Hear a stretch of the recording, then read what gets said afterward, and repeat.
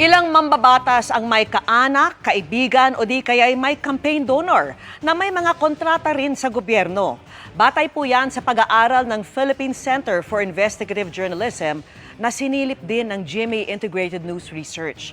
Ang ibang mambabatas na nga tumatayo pa ring opisyal ng ilang government contracting companies hanggang ngayon. Kilalanin sila sa pagtutok ni Sandra Aguinaldo. Sa gitna ng investigasyon ng Senado at Kamara kaugnay sa flood control projects, may kumukwestiyon kung tama bang mismong mga mambabatas ang nag-iimbestiga kung ilan sa kanila ay naiuugnay sa mga kontratista ng gobyerno. Sa ulat ng Philippine Center for Investigative Journalism na sinilip din ng GMA Integrated News Research, ilang mambabatas ang lumabas na may kamag-anak, kaibigan o campaign contributors na kontratista ng gobyerno. Sa Senado, nariyan sina Senate President Francis Escudero, Senador Joel Villanueva at Senador Bongo. Dati nang sinabi ni Escudero na nag-donate ng 30 million pesos sa kanyang kampanya noong 2022 si Centerways Construction and Development Inc. President Lawrence Lubiano. Idineklara rin ito ni Escudero sa kanyang SOSE o Statement of Contributions and Expenditures. Ang Centerways ay kasama sa 15 contractors na pinangalanan ni Pangulong Marcos na nakakuha sa 20% ng mga kontrata ng flood control. For the record, wala akong kinalaman sa pag-identify, paggawa ng program of work, pag-bid, pag-award, pagbahay, pagbayad, pag-inspeksyon ng anumang proyekto sa pamahalaan. Personally ko po, donation or nag-donate po ako kay Senator Cheese yung 30 million. Hindi po galing sa company yun, galing po yun sa akin as a personal individual. Si Villanueva ay dineklara rin sa kanyang SOSE ang donasyon ng New San Jose Builders noong 2022 na nagkakahalaga ng 20 million pesos. Si Villanueva, dati nang itinanggi na may kaugnayan siya sa flood control projects. Isa pa nga raw siya sa nag-expose nito, 3 taon na ang nakararaan.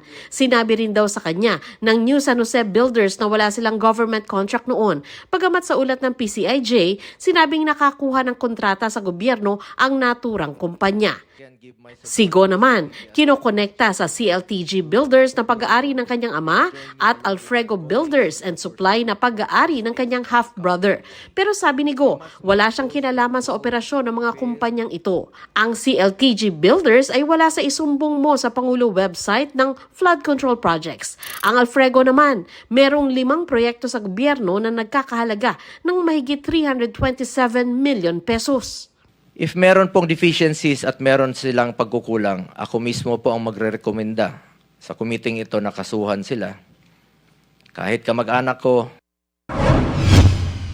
Lumabas din sa ulat ng PCIJ at pagsilip ng GMA Integrated News Research na sa House of Representatives, 15 mambabatas ang nauugnay sa mga government contractors. Si dating House Appropriations Committee Chairman, Representative Elizalde Co., co-founder ng SunWest, pero sinabi din niyang nag-divest na siya rito. 2 kapatid ni Co ang lumalabas na opisyal ng 2 pang kumpanya, ang Hightone Construction and Development Corp. At FS Co Builders and Supply. Ang SunWest at Hightone ay kasama sa top 15 contractors na tinukoy ni Marcos. Sinubukan naming hinga ng bagong pahayag ang opisina ni Co pero wala pa silang tugon. Ilan sa mga mambabatas na yan ang tumatayong opisyal ng kumpanya hanggang ngayon. Gaya ni na Magbubukid Party List Representative Ferdinand Beltran na manager ng Ferdstar Builders and Contractors. At Journey Jet Nisay, General Manager ng JVN Construction and Trading base sa DPWH contracts. At si Representative Carlos Loria, tumatayong President ng Macapa Corporation. Pag-aari naman ng pamilya ni Representative Agustina Pancho ang CM Pancho Construction Inc. At ang pamilya ni Representative Micaela Gonzalez ang AD Gonzalez Jr. Construction and Trading. Ang ibang mambabatas naman may kamag-anak na opisyal ng mga construction firms na may kontrata sa gobyerno. Gaya ni na CWS Party List Representative Edwin Guardiola, Representative Munir Arbison at Munir Arbison Jr. Sir Representative Lani Mercado Revilla, hipag ang shareholder ng Graia Construction Corporation na tiyahin naman ni na Congressman Brian at Jolo Revilla. Bayaw naman ni Representative Caroline Aguiao ng Kalinga ang manager ng BHM Construction. Ang ama ni One Rider Party List Representative Ramon Gutierrez, General Manager ng Alro Construction and Development Corporation. Habang si Representative Cristina Angeles, asawa ng General Manager ng Northern Builders and Construction Corp. Sinusubukan pa ng GMA Integrated News na makuha ang panig ng mga nabanggit na mambabatas. Para sa isang propesor ng UP National College of Public Administration and Governance, magandang hakbang ang pag-iimbestiga sa mga flood control projects na sinasabing ginamit ng ilang politiko para makapagbulsa ng pera sa taong bayan. 20% ng ating budget ay napupunta sa bribery, napupunta sa mga politikong gumagamit ng pera ng bayan para sa kanilang sariling interes. So ang doon, ang daming nawawalang pera, no? At yun nga, hindi talaga napupunta sa public services. Talagang titipirin mo. Ang gagawin mo, kukuha ka ng mga pinakamura, pinaka-substandard para ma-deliver mo yung project.